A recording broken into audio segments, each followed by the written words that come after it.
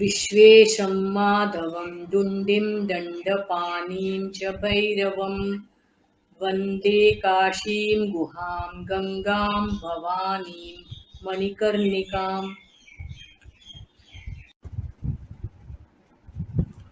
भक्तों का स्वागत है। इस कथांश में हम देखेंगे शनीश्वर, नक्षत्रेश्वर, वासुकीश्वर एवं कर्कोटक नागेश्वर। शनीश्वर काशी खंड के अनुसार सूर्यदेव का जन्म कश्यप और दाक्षायणी से हुआ था। सूर्यदेव ने संज्ञा नाम की एक महिला से शादी की जो अपने पति के प्रति बहुत समर्पित थी एवं उनका सुखी जीवन था। हालांकि संज्ञा ने किसी तरह अनुभव किया कि सूर्यदेव से निकलने वाली गर्मी लगातार असहनीय होती जा रही थी। संज्ञा ने अपना एक प्रतिरूप बनाया जिसका नाम छाया रखा गया। संज्ञा के निर्देशों के तहत छाया को किसी को रहस्य बताए बिना संज्ञा की भूमिका निभानी थी। अपना जीवन सूर्य की पत्नी के रूप में बिताना था। छाया से आश्वासन मिलने के बाद संज्ञा अपने पिता के घर चली गई। कुछ समय बाद छाया ने 3 बच्चों को जन्म दिया, जिनमें से दूसरा शनि था। सूर्यदेव को पता चला कि छाया एक प्रतिरूप थी और वे बहुत क्रोधित हुए, जिस पर छाया ने रहस्य प्रकट किया। अंत में सूर्यदेव ने छाया को क्षमा कर दिया। सूर्यदेव और छाया से पैदा हुआ बालक शनि काशी आए। उन्होंने एक लिंग स्थापित किया जिसे शनीश्वर कहा गया और भगवान शिव की पूजा करने लगे। उन्हें भगवान शिव की कृपा प्राप्त हुई। काशी खंड के अनुसार जो व्यक्ति इस लिंग के दर्शन करता है और शनिवार को इस लिंग की पूजा करता है, वह शनि के कारण अपने सभी कष्टों से अर्थात प्रतिकूल शनि दशा, साढ़े साती इत्यादि से मुक्त हो जाता है। शनीश्वर लिंग विश्वनाथ मंदिर परिसर के अंदर स्थित है। नए मंदिर परिसर के अंदर एक पंक्ति में 9 लिंग स्थापित है और शनीश्वर ऊंचे लिंग के पास सपाट लिंग है। यहाँ आने वाले भक्त आसपास के अन्य देवताओं जैसे विश्वेश्वर, अन्नपूर्णा आदि की पूजा कर सकते हैं। नक्षत्रेश्वर काशी खंड के अनुसार बहुत समय पूर्व रोहिणी सहित 60 सुंदर कन्याएं काशी में आई और भगवान शिव की भक्ति करने लगी। वे उस स्थान पर पहुंचे जहां वरुणा नदी गंगा नदी में मिलती है। उन्होंने नक्षत्रेश्वर नामक एक लिंग स्थापित किया और भगवान शिव की पूजा करने लगे। भगवान शिव उनके सामने प्रकट हुए और उनकी इच्छाओं को जानना चाहा। सुंदर लड़कियों ने प्रार्थना की कि उनमें से प्रत्येक को एक पति चाहिए जो स्वयं भगवान के समान शक्तिशाली और सुंदर हो। भगवान शिव ने कहा कि उनकी सभी मनोकामनाएं पूरी होंगी और कहा कि वे एक खगोलीय दुनिया में निवास करेंगे जो चंद्रलोक से भी ऊपर होगी।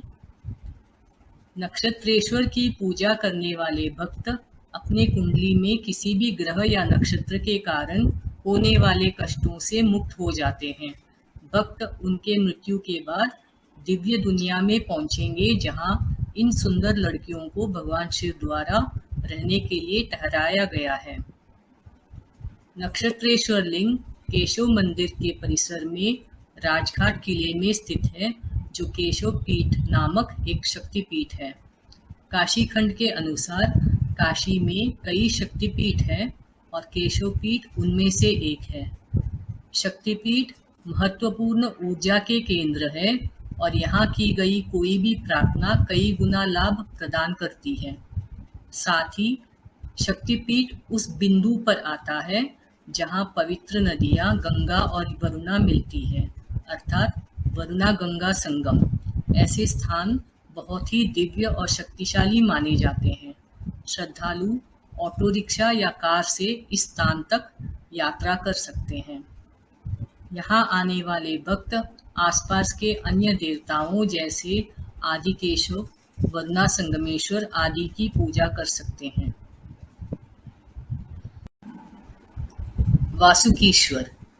काशी खंड के अनुसार भगवान कार्तिकेय कई महत्वपूर्ण लिंगों का वर्णन कर रहे थे, जिनमें वासुकीश्वर लिंग का उल्लेख है।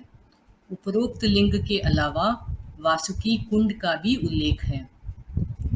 वासुकी कुंड में स्नान करने के बाद वासुकीश्वर मंदिर में पूजा, दान आदि करने का विशेष महत्व है।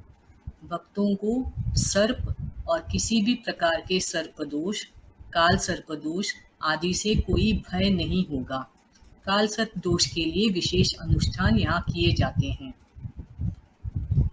भक्तों को पवित्र श्रावण मास में आने वाली नाग पंचमी के दिन पूजा आदि करने की परामर्श दी गई है।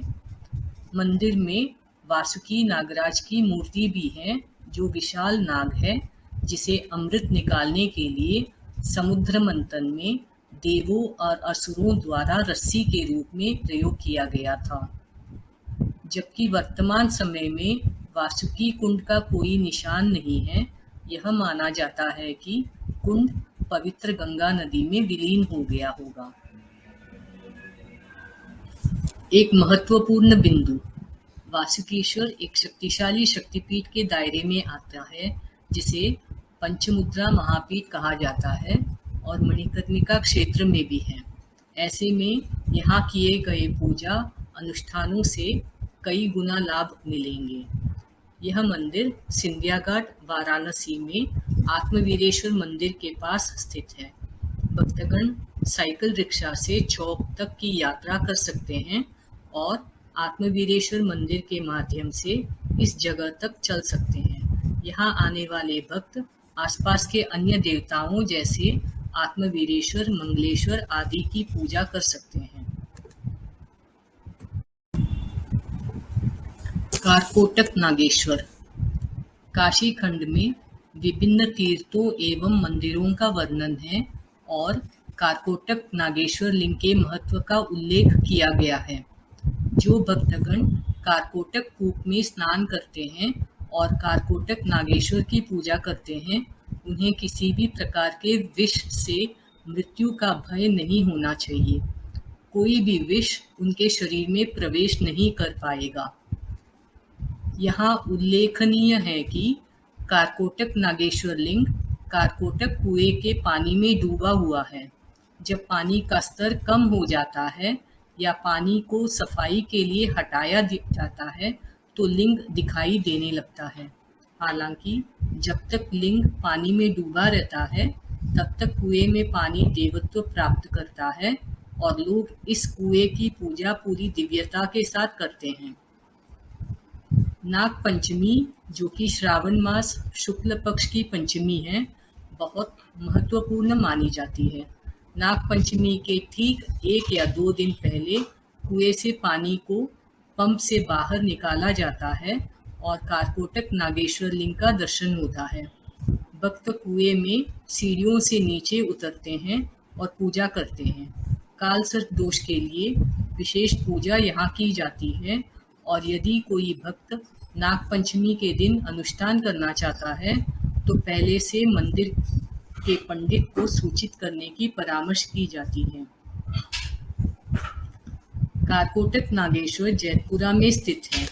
भक्तगण जैतपुरा पुलिस स्टेशन तक जाकर नागकुआ के बारे में पूछताछ कर जा सकते हैं, जो एक प्रसिद्ध स्थान है। यहाँ आने वाले भक्त वागेश्वरी मंदिर में पूजा कर सकते हैं।